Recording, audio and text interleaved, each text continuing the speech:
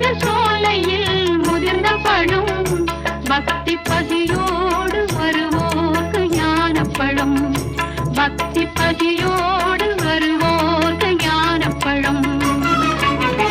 திருப்பரங்குன்றத்தில் நீ சிரித்தால் முருகா